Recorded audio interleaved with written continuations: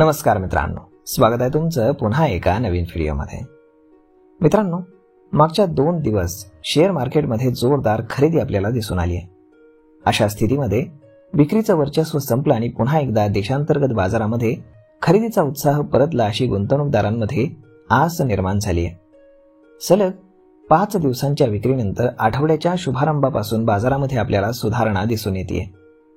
जागतिक बाजारामध्ये झालेल्या तेजीच्या पार्श्वभूमीवरती सर्वांगीण खरेदीमुळे देशांतर्गत बाजारामध्ये शानदार तेजी आपल्याला दिसून येते आणि भारतीय बाजार आज सलग दुसऱ्या दिवशी सुधारणा होऊन बंद होतोय। आदल्या दिवशी शेअर मार्केटमध्ये क्षेत्रीय निर्देशांकामध्ये उत्साह दिसून आला। ऑटो आणि फायनान्स शेअर्समध्ये सर्वाधिक खरेदी आपल्याला पाहायला मिळाली। परदेशी गुंतवणूकदारांची खरेदी यासाठी कारणीभूत ठरली। होय, बरोबर, एका महिन्यानंतर परदेशी गुंतवणूकदारांनी बाजारामध्ये निव्वळ खरेदी केली असून सतत विक्री करणाऱ्या FII आणि FPI यांचा मूड आता बदलताना दिसतोय। NSEच्या आकडेवारीनुसार परदेशी जे गुंतवणूकदार आहेत तर त्याच्यामध्ये डोमेस्टिक इन्स्टिट्यूशन देखील बाजारामध्ये चांगली खरेदी करतायत।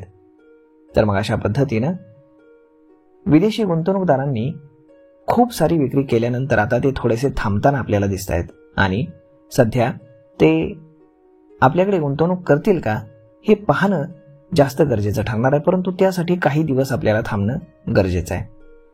कारण सध्या मार्केटमध्ये आलेला जो बाउन्स आहे तो टेक्निकल बाउन्स आहे की बॉटम फॉर्मेशनची प्रक्रिया आहे आणि इथनं मार्केट आता वर चढणार आहे। तर हे पाहण्यासाठी थोडे दिवस थांबा। यामध्ये जर फॉरेन इन्स्टिट्यूशनल इन्व्हेस्टरनं जर सातत्यानं खरेदी करायला सुरुवात केली, सलग 3 ते 4 दिवस जर त्यांनी खरेदी केली, तर मग आपण म्हणू शकतो की मार्केटमध्ये बॉटम फॉर्मेशनची प्रक्रिया सुरू झालेली आहे आणि यानंतर आता मार्केट पुन्हा जिथे शेवटचा लो लावला तिथपर्यंत येण्याची शक्यता कमी झालेली आहे। तर मग मित्रांनो, अशा पद्धतीनं पाहूयात, काही दिवस वाट पहा, यामध्ये आपल्याला बऱ्याचशा गोष्टी क्लिअर होतील।